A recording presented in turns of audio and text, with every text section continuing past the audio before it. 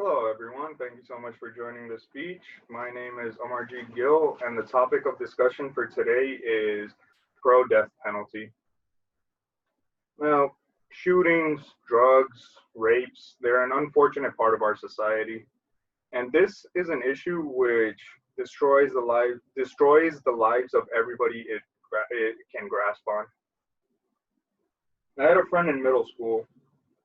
He was a pretty good individual, not the best student, but a very good friend. We both started the sixth grade together. And unfortunately, he joined a gang not long after he passed away. He was shot and killed. The killer was convicted. He was given life without the possibility of parole, which seemed like an adequate punishment for what he had done. But it was revealed that during the victim's statement in the courtroom, he was laughing. That made me realize maybe he didn't deserve the life imprisonment. He probably deserved something else. Now, the severity of the crime and the intention are what matter. I do believe in the rehabilitation process, but there are some people who don't deserve that. I will talk about the problems associated with pro life. I will talk about the causes. I will talk about the solutions as well. Now, criminals continue to wreak havoc. They can be locked up, they can be in the confines of their cells, but they can still do what they want. It's basically a home for them to conduct their criminal activities. Life imprisonment allows them to continue. They can issue contracts. They can issue drug deals. They can issue money-making schemes. Also, individuals are given the opportunity to become a career criminal. They are exposed to gangs, they are exposed to killers, they are exposed to rapists. They are effectively taught assassination methods. They are taught how to smuggle things. They are also taught how to craft weapons. In the penitentiary system, the only way to survive is to join a gang. Most people do it for protection, but in exchange for that protection, you have to be willing to do what the gang wants when it wants. The rehabilitation process is for people who want to change. You can't do much for people who don't want to change. It is also expensive to house an inmate. You have to look at their food. You have to look at their shelter. You also have to look at their medical expenses. Now imagine that for someone who has life imprisonment.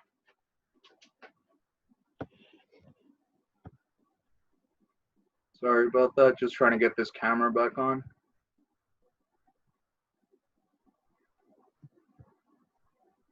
Sorry about that. Also, we have to realize that a criminal is not permanently incapacitated once he is sent to a penitentiary system. They still have that chance to commit atrocities, be it inside the penitentiary or outside the penitentiary. Now, when I say outside the penitentiary, you can take the example of the Mexican Mafia or Nuestra Familia. These are all criminal organizations which their main leaders are given life imprisonment. But as I mentioned earlier, you have to join a gang for protection. And because of that, once these people that have a chance to get out, they have to do what the leaders want.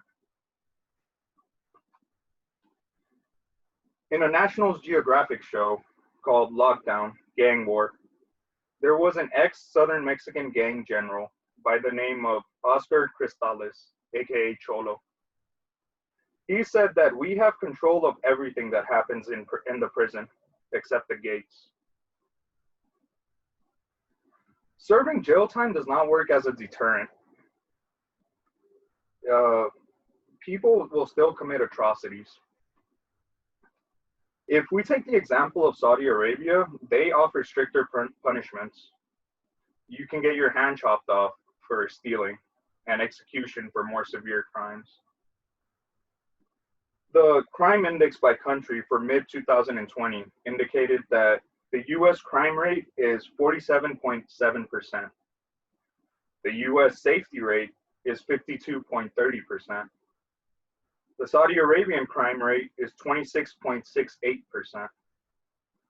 The Saudi Arabian safety rate is 73.32%. The United States ranks level 50 in crime, and Saudi Arabia ranks level 113 in crime. The solution to these problems is just offer stricter punishments. Criminals will think twice before they commit an act. Also, examples will be set. Criminal organizations punish their own members severely for breaking their rules of conduct. A criminal is more scared of his gang than he is of society's rules. So if we toughen up the penalty rules, we can probably see a change.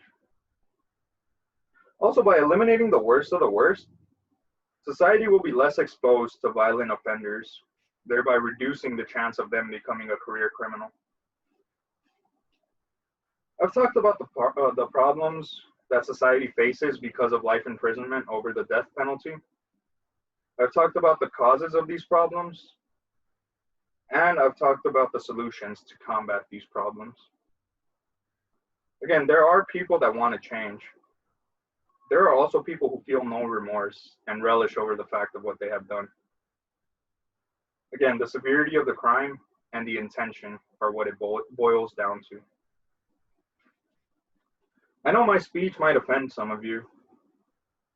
Please think about how pro-life is affecting society. These people are still doing what they want. And I understand one of the issues is wrongful execution, which unfortunately has happened. But I know it shouldn't have happened. But execution seems like the only way to rid these issues that are going on in society. And also think to yourself, is there a better way to fix this issue? Thank you.